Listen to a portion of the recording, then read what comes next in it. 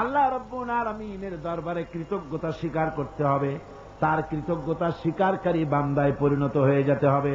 আল্লাহ পাক বলেছেন, ওয়াশকুরু লিল্লাহি ইন কুনতুম ইয়্যাহু তা'বুদুন। প্রকৃতপক্ষে তোমরা যদি আল্লাহর বান্দাই হয়ে থাকো তাহলে কৃতজ্ঞতা স্বীকার করবে, আল্লাহর একমাত্র তারই প্রশংসা করবে, তার কাছেই শকরগুজারি করবে। এই শকরটা যদি বেশি করো তাহলে আল্লাহ খুশি হবেন। আল্লাহ বলছেন, লা ইন শাকারতুম লাযীদান্নাকুম ওয়া লা ইন কাফারতুম ইন্না আযাবী লাশাদীদ। আমার শকর যদি আদায় করো বেশি করে, তাহলে আমার শকর আদায় করলে নিয়ামত আমি বাড়ায় দেব। আর যদি না শকর হও, কৃতজ্ঞ যদি হও, শুকরিয়া আদায় না করো, তাহলে মস্ত বড় শাস্তি আমি তোমাদের জন্য রেখে দিয়েছি। মানুষের অভ্যাস হলো যখন সুদিন আসে আল্লাহরে ভুলে যায়, আর যখন বিপদ আসে তখন আল্লাহর কথা খুব মনে পড়ে। কথা ঠিক কিনা?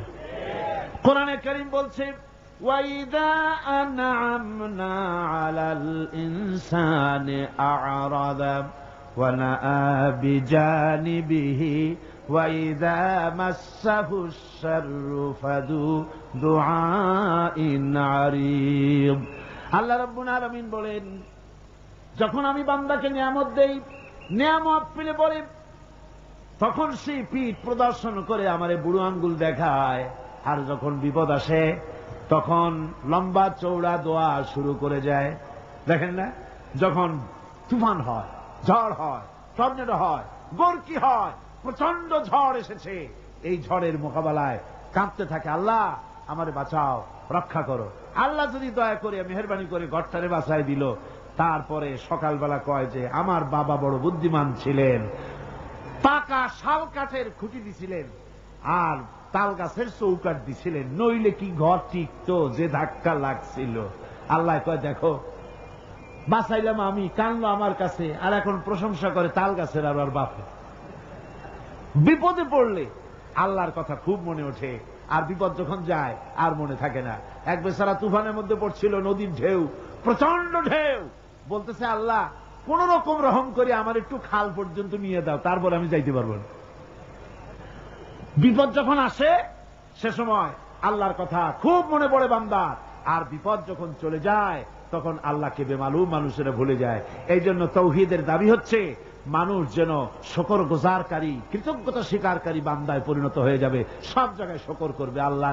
পানি খাবে, পানি পান করে বলবে আলহামদুলিল্লাহ, খানা খাবে বলবে আলহামদুলিল্লাহ, কোন একটা ভালো কাজ দেখবে বলবে আলহামদুলিল্লাহ। সমস্ত প্রশংসা হবে আল্লাহ রাব্বুল আলামিনের। কার হবে? তাওহীদের তৃতীয় দাবি হচ্ছে, দাবিগুলি মুখস্থ করে যান, কাজে লাগবে, কিয়ামতের দিন কাজে লাগবে, দুনিয়ায় কাজে লাগবে। এই তাওহীদ যদি না বুঝি, শিরক থেকে যদি না বাঁচতে পারি, ঈমান যদি বদ্ধমূল না হয়, দুনিয়ার ভিতরে মুসলমান টিকে থাকার কোনো কারণ নাই। আল্লাহ সেই সব নামধারী মুসলমানদের কেন সাহায্য করবে যারা নামাজ পড়বে, সেজদা দেবে আল্লাহরে, আর সাহায্য চাইবে কোন কবরের কাছে গিয়া, কোন খাজার কাছে গিয়া সেজদা দিবে যেখানে সেখানে। 3 নম্বরে তাওহীদের দাবি হচ্ছে কেবলমাত্র আল্লাহ পাককে সেজদা করবে, আর কাউকে সেজদা করা যাবে না। সেজদা হবে কার জন্য? চিল্লা এখন কার জন্য? আল্লাহ রাব্বুল আলামিন বলে দিয়েছেন, চন্দ্রকে সেজদা দিও না, সূর্যকে সেজদা দিও না, কাউকে সেজদা দিবা না। সেজদা দিবা কেবলমাত্র আমি আল্লাহরে, মাথাটা আমার সামনে নত করে দাও। আমি সেদিন বলেছিলাম, বোধহয় মনে আছে, আমাদের শরীরটাই আল্লাহ বানাইছেন সেজদা দেওয়ার কায়দা করে, যাতে করে সেজদাটা দেওয়া যায়। দেখেন হাতটার কোনায় এই কেনুর ভিতরে যদি জোড়া না হইতো তাহলে সেজদার সময় হাতটা ভাঁজ হইতো না, ঠিক কিনা? বোঝেন কথা? কেনুতে যদি কবজা না হতো এটা কি হাত হইতো না লাঠি? লাঠি হয়ে যেত। হাতের আঙ্গুলগুলোর ভিতরে যদি কবজা না হতো হাত চারটা কাটা চামচে পরিণত হয়ে যেত, ঠিক কিনা? কোমরে যদি কবজা না থাকতো আপনি একেবারে বাঁশের মতো খাড়া হয়ে থাকতেন।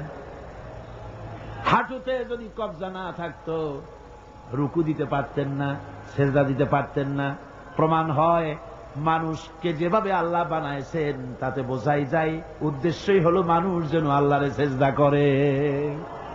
হাত দিয়া, নাক দিয়া, কপাল দিয়া, হাঁটু দিয়ে এভাবে করে সেজদা মানুষ ছাড়া আর কেউ দিতে পারে না। এই সেজদা অনেক মানুষ আছে পীরের সেজদা দেয়, মাজারে গিয়া সেজদা দেয়, জোরে বলেন নাউজুবিল্লাহ। হারাম, কাফের হয়ে যাবে। কি হয়ে যাবে? কাফের হয়ে যাবে। সেজদা দেওয়া যাবে না। মাজারে চাদর থাকে, চাদরের মধ্যে মাথাটা ঢুকায় দেয় খাদেমেরা, তারপরে মাথাটা নিয়ে ওর উপরে বসতে থাকে। হায় রে কপাল, নাউজুবিল্লাহি মিন যালিক। আর মাজারের তো অভাব নাই। হায় রে মাজার, ওরে মাজার। রাস্তার ধারে ধারে যত মাজার দেখলাম এ পর্যন্ত আমার এই ছোট্ট জীবনে, রাস্তার ধারে ছাড়া মাজার খুব কম দেখছি। সব রাস্তার ধারে। এয়ারপোর্টে মাজার নাই, রেল স্টেশনে মাজার নাই, স্টিমার স্টেশনে মাজার নাই, লঞ্চ স্টেশনে মাজার নাই, সব বাস ট্রাক চলে যে সব রাস্তায়। সেদিন দেখলাম মাগুরার ঝিনাইদার মাঝখানে কোনদিন মাজার ছিল না, হঠাৎ এক মাজার গজাইছে, বিরাট সাইনবোর্ড, তাতে লেখা ড্রাইভার ভাইরা মাজার বহুত গরম। তার মানে বাস থামাইয়া পয়সা দিয়ে মাজারে ঠান্ডা করিয়া যাও। আশ্চর্য কথা। আর ঠিক ড্রাইভাররা যাওয়ার সময় ওখান থেকে গাড়ি আসতে চালায়। তাহলে আল্লাহর ওলি সম্পর্কে ধারণা কি? যিনি এতই খারাপ মানুষ, যাত্রী বোঝাই বাস উল্টায় দেবে। কি আশ্চর্য কথা। আবার মাজারে মশারি টানায় দেয়। আজীব তামাশা। তাহলে তোমার পীর সাহেব সম্পর্কে তোমার ধারণা এত খারাপ যে লোকটার দুনিয়াও মশায় খাইতো, কবরেও মশায় খাবে মশারি টানা। যে ব্যক্তি মশারি টানাই দিল কবরে, হয়তো খুঁজে দেখা যাবে তার বাপেরে মশায় খায়, তার মায়েরে মশায় খায়। আমার বন্ধুগণ, বাংলাদেশে এমন অনেক মাজার আছে যেই মাজারে শুধু মাজার, মুদ্দার বলতে কোনো জিনিস নাই। স্বপ্নে দেখা মাজার, স্বপ্নে পাইছে মাজার। তারপরে শোনেন শোনেন শোনেন আগে, ভেড়ামারা কুষ্টিয়া জেলা, সেখানে আছে হযরত ঘোড়া শাহ রহমতুল্লাহ আলাইহির মাজার। আবার রাজশাহীতে আছে বিড়াল শাহ রহমতুল্লাহ আলাইহির মাজার। ঘোড়া ভেড়া সব রহমতুল্লাহ আলাইহি হয়ে যাচ্ছে। এই জন্য এক কিতাবের ভিতরে লিখেছিলাম, একজন পীর সাহেব তার মুরিদরে একটা গাধা দিয়েছিল। গাধাটাকে নিয়ে এসে গরিব মানুষ এই গাধা দিয়ে ব্যবসা করত, এক বাজারের মাল আর এক বাজারে নিত, এইভাবে ব্যবসা করত। ব্যবসা করতে করতে একদিন হঠাৎ করে গাধাটা মরে গেল।